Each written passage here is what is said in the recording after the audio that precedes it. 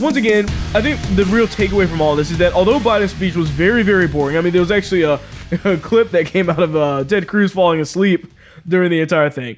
It was very boring, but it was very radical. And I think we need to keep that in mind.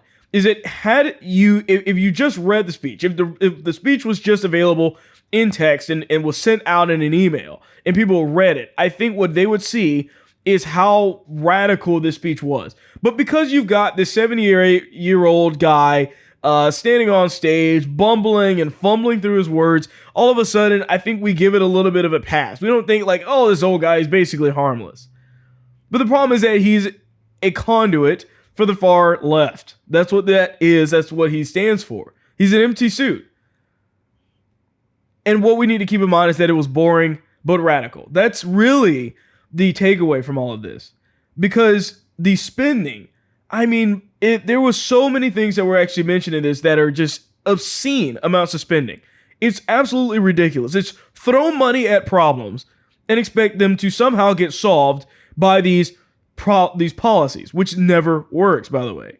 So one of the things he was talking about as well, he said that when I think climate change, I think jobs. How does that make sense? You know, these guys, it's real crazy to me because they sit there and they say, oh, climate change equals more jobs.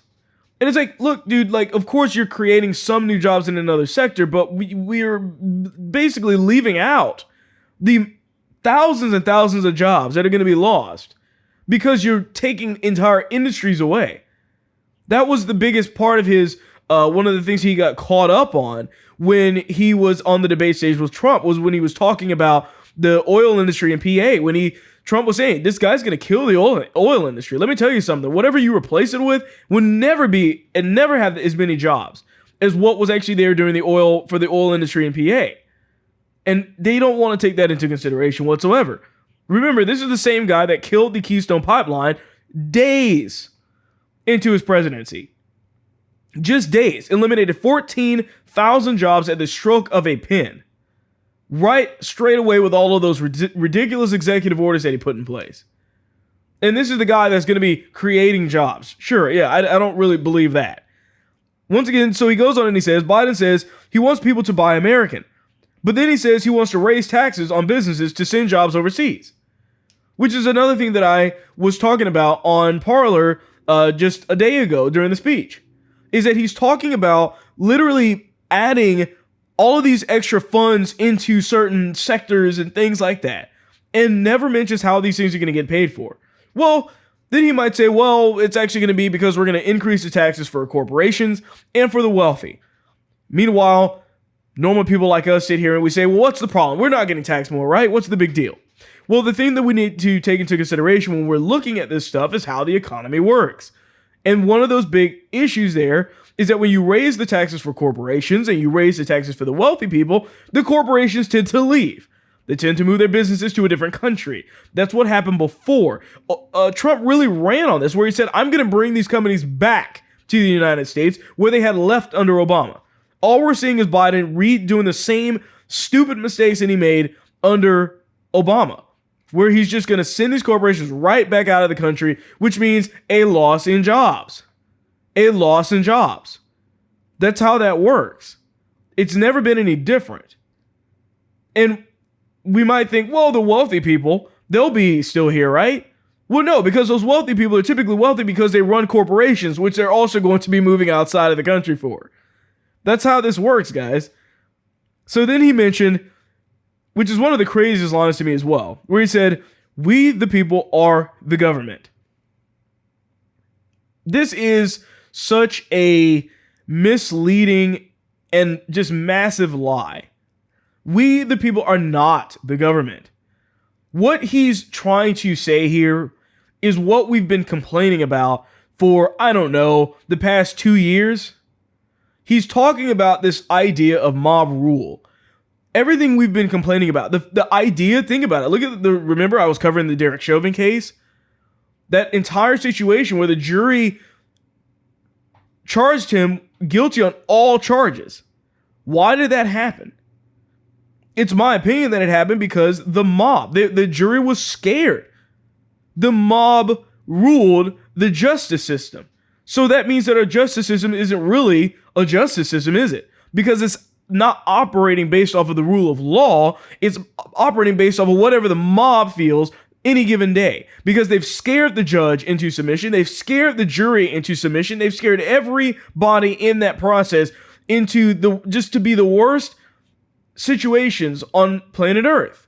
And they've done this because they want a certain outcome.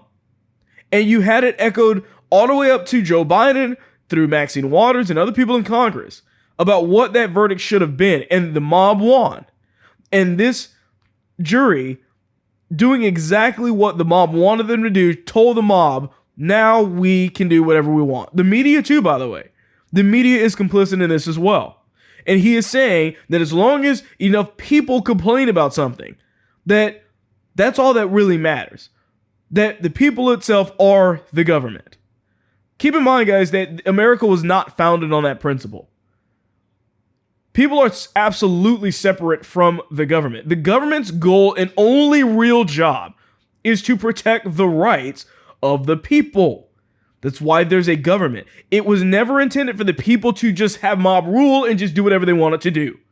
Because then the mob can take away your rights and the government doesn't have any power to do anything about it, because they're saying that the government is the people. The government is the mob. It's a lie. It's an absolute lie. But like I said, we the people are protected from, or protected by the Constitution from the government. And people don't understand that. Here's the other thing too, is that throughout the entire night, you just saw Joe Biden standing there saying and making a ton of promises about a lot of stuff that cost a ton of money. And a lot of policies that he thinks for some reason is just going to fix every issue. It won't. And this is the fundamental difference between Republicans, conservatives, and Democrats. Because for some reason they think that just by Joe Biden signing these policies into place, that all of a sudden it's just going to solve all problems. Just throw money at it. That's how Democrats try to solve everything. Throw money at it. That doesn't do anything. You tax businesses or you tax the wealthy, but those businesses will not remain. So you can't just spend unlimited amounts of money and do whatever it is that you want to do and expect for it to work out the way that you want it to. Now, will Joe Biden and the rest of the administration pull through and push through all of these things that they're saying they're going to do? Probably so. Probably so. As Project Veritas exposed from the guy from CNN, the next thing is going to be climate change. Absolutely. And we're already seeing him lay out the steps when he's talking about it in his speech as well. And notice also how Joe Biden left all of the radical stuff at the very end of the speech. Right when he started mumbling and fumbling and his medication seemed to be wearing off, or whatever was happening that caused him to be tripping over himself as much as he did during that speech. I don't know. But overall, once again, the big takeaway is boring but radical. So keep that in mind. This is what people wanted, for him to be ruled by the radical left. They don't care about the rules. They don't care about the Constitution. Whatever they need to do to basically push through any type of crazy radical left-wing agendas that they want to push through. That's all that they care about. You just watched a clip from The William Hall Show. Please remember to like, share, and subscribe.